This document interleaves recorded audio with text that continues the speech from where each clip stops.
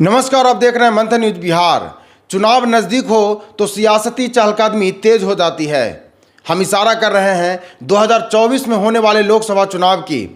आप सभी को पता है कि 2024 लोकसभा चुनाव में बस कुछ ही महीने बाकी हैं और इसके मद्देनज़र सत्ता पक्ष से लेकर विपक्ष की सभी पार्टियां पुरजोर तरीके से तैयारी में जुटी हुई है।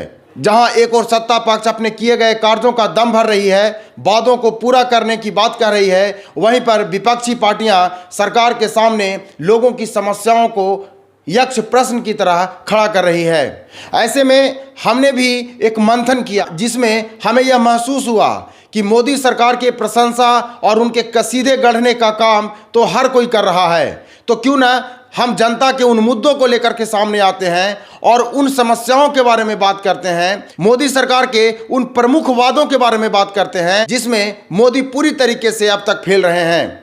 गौर करने वाली बात यह है कि मोदी के जिन 5 महत्वपूर्ण मुद्दे को हम आज इस वीडियो में उठाने वाले हैं वो सभी मोदी के पहले कार्यकाल के ही हैं। इसलिए यह वीडियो काफ़ी महत्वपूर्ण होने वाला है, इसलिए आप इस वीडियो में अंत तक बने रहें। सिलसिलेवार ढंग से हम उन 5 मुद्दों पर जिक्र करेंगे और आपको यह ज्ञात हो जाएगा, यह साबित हो जाएगा कि मोदी सरकार अपने पहले कार्यकाल के इन 5 बिंदुओं में अब तक पूरी तरीके से फेल रही है।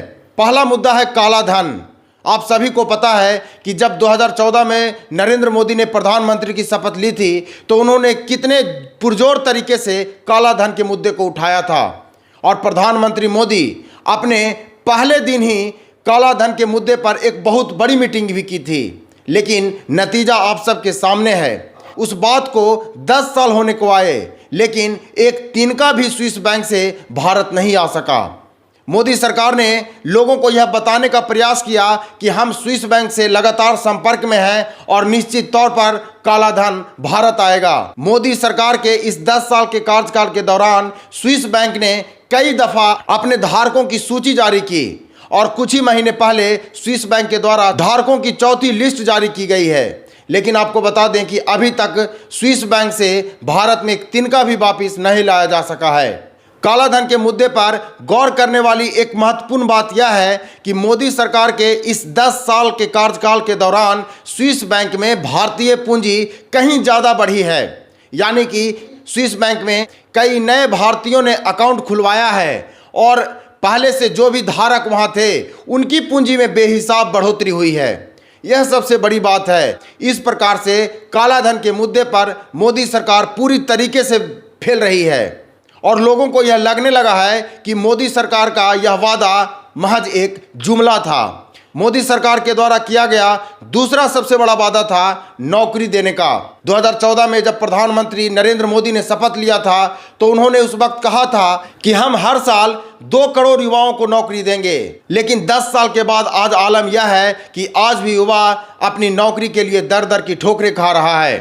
2014 के बाद किस प्रकार से बेरोजगारी बढ़ी है, बेरोजगार युवाओं का क्रम बढ़ता ही चला गया है, यह सब आपने भी देखा है। आप सभी ने 2014 के बाद एक बात जरूर महसूस की होगी या देखी भी होगी कि किस प्रकार से नरेंद्र मोदी सरकार ने 2014 के बाद सरकारी सेवाओं में नौकरियों की संख्या घटा दी, नियुक्तियों की संख्या घटा दी और कई पद तो उन्होंने खत्म ही कर दिए। सरकारी संगठनों से लेकर गैर सरकारी संगठनों तक में रोजगार की संख्या में कितनी कमी आई है यह कोई बताने वाली बात नहीं है। पूरे भारत में युवा पढ़ाई के बाद आज भी दर दर की ठोकरें खा रहे हैं ताकि उन्हें 2 पैसे की भी नौकरी मिल जाए। गैर सरकारी क्षेत्रों में नौकरी में बढ़ावा देने के लिए मोदी ने 100% FDI की भी बात की थी, लेकिन उसके बाद भी कोई आमूलचूल परिवर्तन नहीं हो सका। हालांकि कुछ कंपनियां आईं, लेकिन मोदी सरकार ने जो 2 करोड़ लोगों को नौकरी देने की बात कही थी उस पर बिल्कुल भी वह फेल रही है। नौकरी के संदर्भ में हद तो तब हो गई जब मोदी सरकार के एक बड़े मिनिस्टर से पत्रकार ने यह पूछ दिया कि आपके 2 करोड़ नौकरी देने के वादे का क्या हुआ, तो उनका साफ तौर पर कहना है कि यदि कोई फुटपाथ पर ठेला लगाकर कोई पकौड़ा चलता है वह भी रोजगार की श्रेणी में आता है। मंत्री जी की कही वह बात उस वक्त काफी हास्यास्पद थी और उसकी घनघोर आलोचना भी हुई थी। मोदी सरकार के पहले कार्यकाल का तीसरा बड़ा मुद्दा था किसान की आय को लेकर।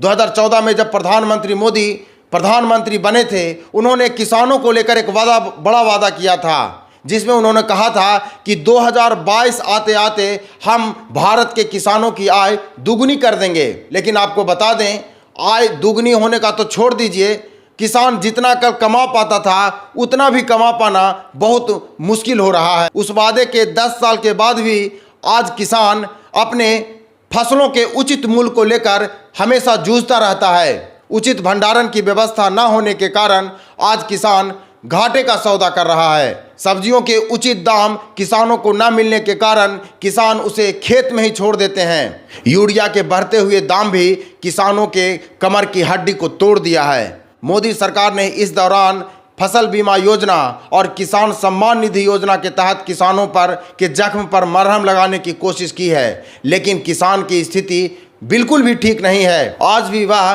पहले जैसा ही अपने आप को महसूस कर रहा है। तो मोदी सरकार के पहले कार्यकाल का यह तीसरा सबसे बड़ा मुद्दा किसानों के आय को लेकर जो था, वह भी पूरी तरीके से फेल है। मोदी सरकार के पहले कार्यकाल के समय एक बड़ा मुद्दा महंगाई का भी था, लेकिन आप सभी ने देखा कि इन 10 सालों में महंगाई किस बेतरतीबी से बढ़ी है, किस बेहिसाब से महंगाई ने आम जनों की कमर को तोड़ दिया है। आप सभी जानते हैं कि इंसान को जीने के लिए 3 महत्वपूर्ण ज़रूरत हमेशा लगती है: रोटी, कपड़ा और मकान। चाहे आप रोटी की बात कर लें, चाहे कपड़ा की बात कर लें या मकान की बात कर लें, तीनों क्षेत्रों में बेहिसाब महंगाई बढ़ी है और महंगाई ने लोगों का जीना दुभर कर दिया है। खाद्य पदार्थों की बढ़ती कीमतों ने आम जनों के लिए बड़ी समस्या खड़ी कर दी है। टेक्सटाइल के क्षेत्रों में हमेशा से गिरावट और बढ़ती हुई महंगाई, मकान बनाने के जितने भी सामान बाजार में मिलते हैं उसमें किस प्रकार की महंगाई बढ़ी है यह किसी को बताने की ज़रूरत नहीं है।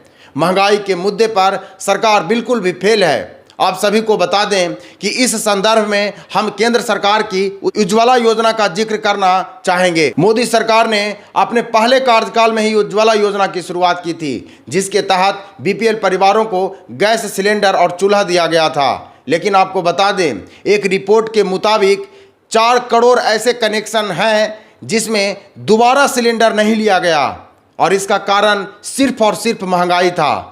क्योंकि जिस समय मोदी प्रधानमंत्री बने थे उस समय एक सिलेंडर 400-450 रुपये के पास आता था, लेकिन आज की तारीख में एक रसोई गैस सिलेंडर की कीमत लगभग 1200 रुपये है। यह सोचने वाली बात है कि एक बीपीएल परिवार में 1200 रुपये का गैस सिलेंडर कैसे आ पाएगा।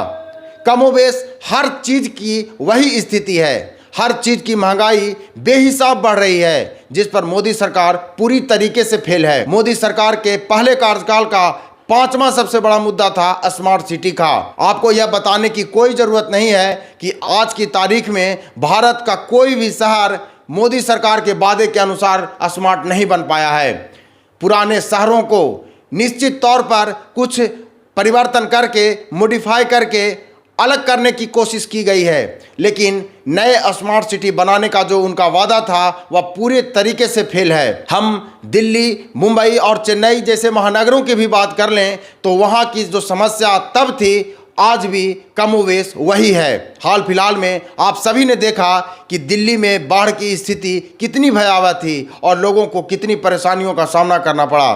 दोस्तों, आज हमने मोदी सरकार के पहले कार्यकाल के उन 5 वादों का जिक्र किया है जिसमें मोदी सरकार पूरी तरीके से फेल है। हमने मोदी सरकार के पहले कार्यकाल के उन 5 वादों के तरफ इसलिए इशारा किया है क्योंकि जब हम पहले कार्यकाल के ही मुद्दे को खत्म नहीं कर पाए हैं तो दूसरे कार्यकाल का जिक्र करना कहीं ना कहीं हास्यास्पद लगता है। फिलहाल आप इन 5 मुद्दों के बारे में क्या कहना चाहते हैं और आपकी इन 5 मुद्दों पर क्या राय है, हमारे कमेंट सेक्शन में बस बताएं। देखते रहें मंथन न्यूज़ बिहार। बहुत बहुत धन्यवाद।